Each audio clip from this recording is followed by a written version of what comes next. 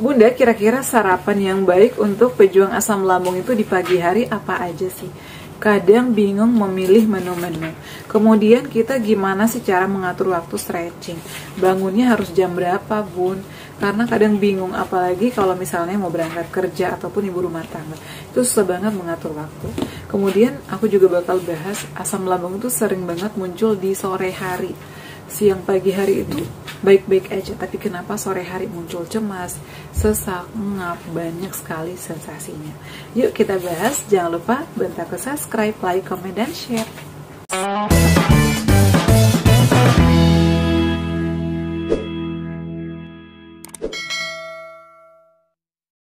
Assalamualaikum warahmatullahi wabarakatuh. Hai semuanya, kembali lagi di channel aku Deva dan Bunda.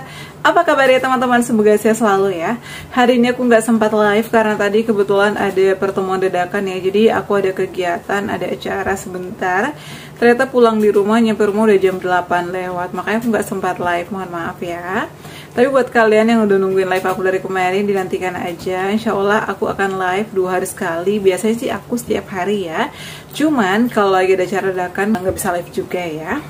Nah, di video kali ini aku bakal bahas seputar asam lambung, GERD, anxiety, psikosomatis lagi. Jadi teman-teman, terima kasih banyak yang selalu setia nonton video-video aku, yang udah sembuh, yang lagi pemulihan juga tetap semangat. Terapkan 3P-nya. Saat ini kondisi Bunda gimana? Alhamdulillah aku udah sembuh, udah sehat, bisa aktivitas lagi dan bisa makan apa aja. Namun tetap masih dikontrol ya, nggak boleh berlebihan karena aku itu riwayat gastritis teman-teman. Gastritis itu sembuhnya gampang-gampang susah. Meskipun udah sembuh kita harus waspada, harus hati-hati karena selalu aku bilang gastritis itu ataupun penyakit asam lambung itu gampang kambuhnya, susah sembuh ya. Jadi harus hati-hati terutama dari segi makanan. Dan asam lambung itu kambuhnya bukan saja dari makanan juga sih, dari faktor kecapean, faktor pikiran, dan juga faktor pola hidup. Kalau misalnya kita kurang olahraga juga itu bisa membuat penyakit asam lambung kita kumat. Nah teman-teman, di video kali ini aku bakal bahas beberapa pertanyaan dari kalian ya. Ini aku udah siapin handphone. Ini ada pertanyaan sering kembung terutama di sore sampai malam hingga terasa ngap dan solusinya gimana. Jadi ada sensasi asam lambung sering banget kambuh atau sering muncul di sore hari. Ini kenapa? Aku juga pernah ngalamin ini pada saat itu. Kenapa sih asam lambung kita itu sering banget kambuhnya di sore hari? Ba'da asar itu mulai ada sensasinya, entah itu ngap, sendawa, bengap, perutnya kembung, kadang membesar, dan kecemasan itu mulai muncul. Ternyata setelah aku tanya dokterku, aku nanya orang-orang berpengalaman, aku lihat juga video-video motivator yang lainnya, ternyata sama yang aku alami. Dan setelah aku tanya dokterku, kenapa kita selalu kambuh di sore hari? Karena sore hari itu aktivitas kita itu udah sepi atau udah nggak ada aktivitas. Kalau di pagi, siang itu aktivitas kita itu lagi tinggi-tingginya atau lagi puncak aktivitas itu biasanya di pagi sama siang hari.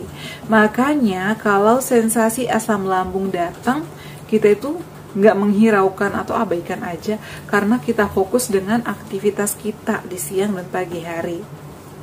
Sedangkan kalau sore hari itu udah sepi, udah mandi, kita udah tinggal nyantai, jadi pikiran-pikiran kecemasan ya, yang tadi kita lihat di pagi sama siang hari, itu nanti bakalan kembali tayang di pikiran kita, muncul nih di otak kita, apalagi seorang perempuan.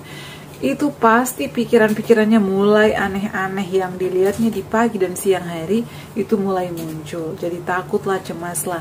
Dari ketakutan dan kecemasan ini maka muncullah sensasi-sensasi yang lainnya seperti begah, sendawa, perutnya melilit. Kenapa? Biasanya juga karena di pagi dan siang hari kita makanannya berlebihan, makanannya nggak dikontrol, makan pedas, makan cabai, ataupun nggak dikunyah halus. Jadi semua itu akan kita alami di sore hari. Mungkin di siang hari itu bisa muncul, tapi kita itu karena fokus dengan aktivitas kita, jadi sensasi yang muncul ya udahlah numpang lewat aja.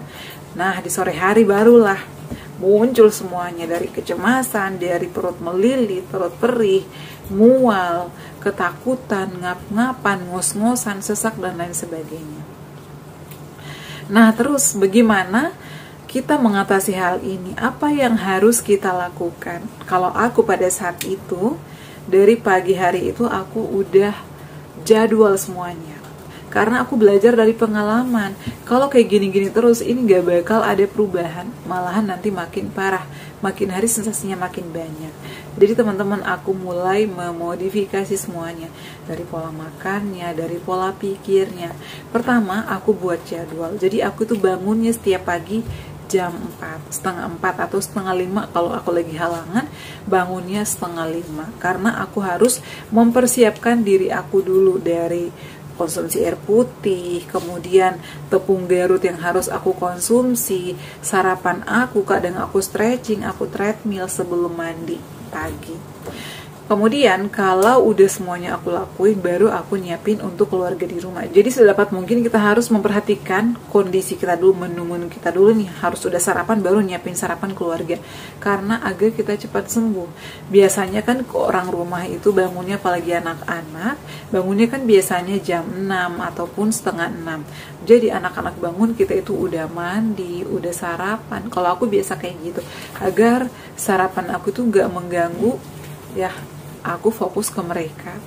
Kemudian setelah sarapan, kalau konsumsi obat-obatan juga, jadi semuanya harus terjadwal. Misalnya jam 6 udah sarapan atau udah makan tepung Garut, jadi setengah 7 biasanya aku konsumsi obat dokter. Jam 7 aku sarapan nasi, bubur ataupun oat, kayak gitu. Kemudian di siang hari juga, jadi hari ini aku makannya apa, jadi siang hari itu aku juga terjadwal. Nah, kalau misalnya makan sayur bening, berarti pakai ikan bakar, ikan panggang, apa aja, ataupun ayamnya dikukus ataupun dipepes. Nah, kemudian selain itu juga menu-menu kita, sarapan kita, dan juga pikiran kita dikontrol. Pada saat siang hari itu kita fokus dengan aktivitas kita. Sembari kita aktivitas juga sekali-sekali kita istirahat, karena kita tuh nggak boleh diforsir. Jam istirahat harus istirahat, dan pada saat istirahat pergunakan semaksimal mungkin. Waktu sholatnya harus tepat, kemudian waktu makannya, habis makan jangan langsung tidur. Kalaupun aku tidur, aku tuh senderan aja. Kadang bantal aku tinggiin, karena habis makan itu nggak boleh langsung tidur, apalagi pejuang asam lambung. Kalau misalnya kalian dengar berita apa-apa di siang atau pagi hari, abaikan aja, alihkan dengan pekerjaan-pekerjaan yang positif atau kegiatan-kegiatan yang positif, agar pikiran kalian itu di sore hari nggak muncul yang overthinking. Nah, kemudian kalau misalnya udah semuanya, sore hari nyampe di rumah, aku itu biasa nyampe rumah jam 4 atau setengah 5, aku istirahat sejenak, nyampe rumah kadang aku minum, habis itu lanjut mandi. Habis mandi aku lakukan relaksasi. Kalau misalnya aku belum makan dari kantor, pulang kerja, aku makan dulu nyampe rumah. Setengah 5 itu aku harus makan dulu nasi. Jadi biasa suamiku tuh kalau lagi ada di rumah, dia siapin nasi itu nggak boleh kosong di rumah, nasi, sayur, dan juga biasanya tahu ataupun tempe yang ada aja, jangan harus yang mewah-mewah. Kemudian kalau misalnya kalian masih takut dipanggang, bisa direbus ataupun dikukus. Kalau aku sih kebanyakannya dikukus ataupun direbus. Kalau ditumis-tumis pun pakai minyak zaitun atau minyak vineko. Kemudian di sore hari itu perbanyak aktivitas yang menyenangkan.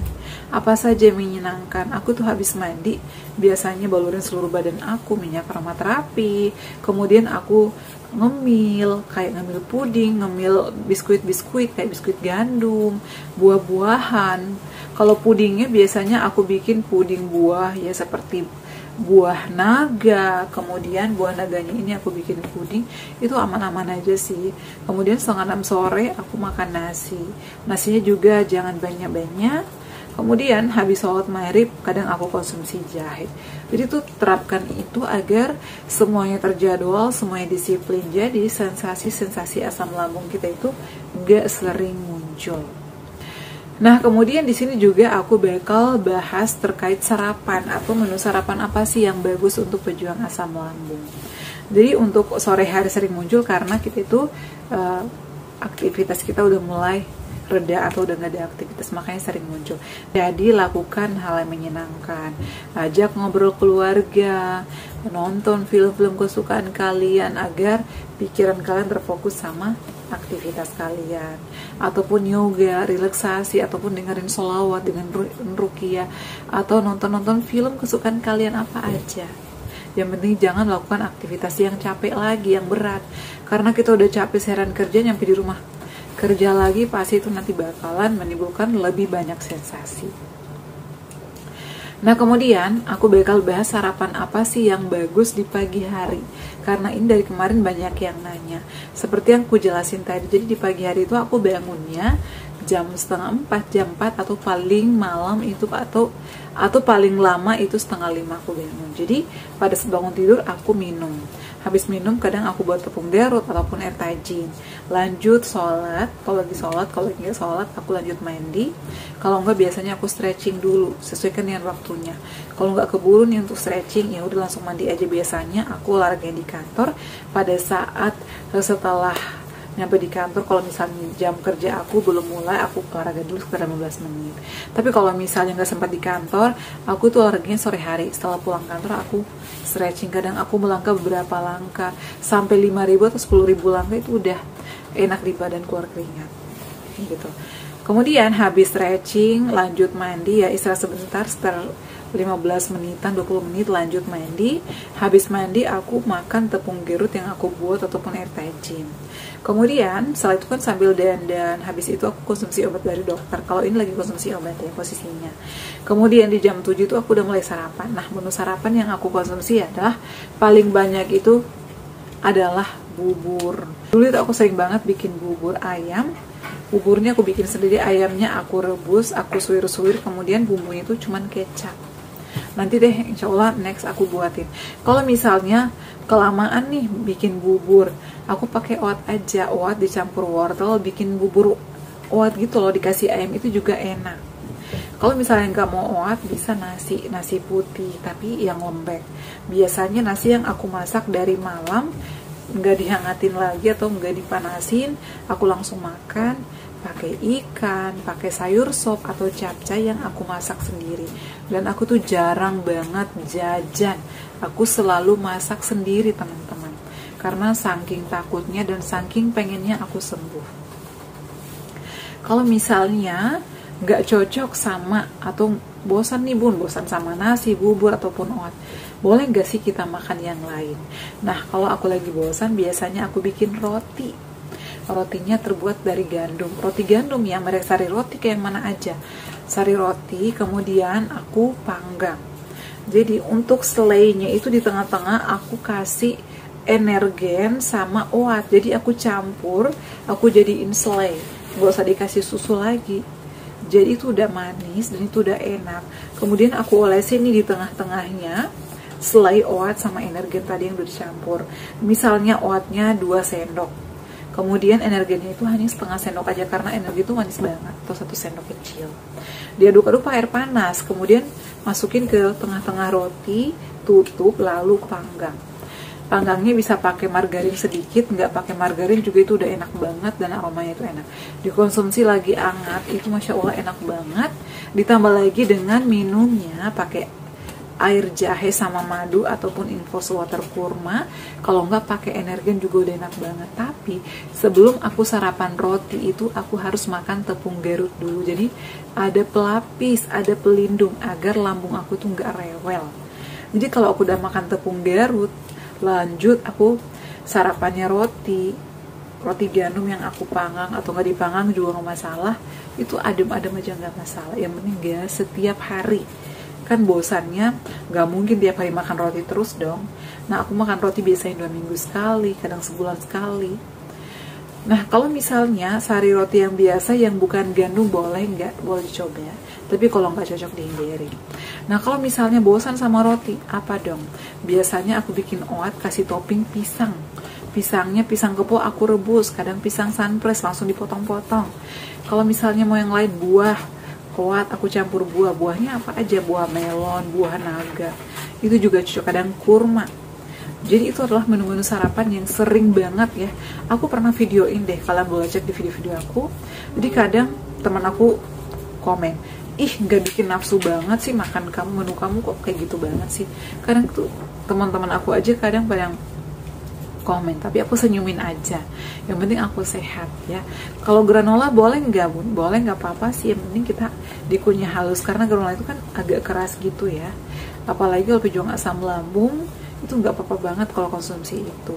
Kalau teh aku udah nggak pernah konsumsi teh lagi semenjak sembuh, apalagi kalau lagi berjuang itu nggak pernah konsumsi teh, kopi, soda, nggak pernah. Palingan aku ganti dengan teh madu ataupun infus water kurma. Kalau enggak kebanyakan sih air putih suam-suam kuku aja. Kayak gitu teman-teman ya. Dan itu adalah sarapan aku, dan terkait sensasi yang sering muncul di sore hari karena aktivitas kita sudah mulai padam atau sudah mulai reda, makanya pikiran-pikiran negatif kita itu overthinking kita mulai muncul, dan sensasi-sensasi yang muncul di siang hari itu langsung di sore hari. Salah makan di pagi hari terasa di sore hari karena kita tuh udah ngerasain semuanya, kecapeannya muncul, bergabung jadi satu. Dan apapun yang kita lihat di pagi sama siang hari tuh mulai tayang di sini, kadang sampai ke bawah mimpi. Jadi saran aku sebelum tidur lakukan relaksasi ataupun yoga agar pikiran kita tenang, nafas kita juga pelong, dan gak banyak pikiran aneh-aneh. Kayak gitu ya teman-teman, semoga bermanfaat share kali ini. Dan yang bertanya nonton video ini, yang lagi berjuang dan pemulihan tetap semangat ya. Semoga lekas sembuh, pulih kembali seperti sedia kala. Jangan lupa untuk terus dukung channel aku Adifa dan Bunda dengan cara like, comment, share, dan subscribe. Assalamualaikum warahmatullahi wabarakatuh. Sampai ketemu lagi di video-video aku selanjutnya. Bye.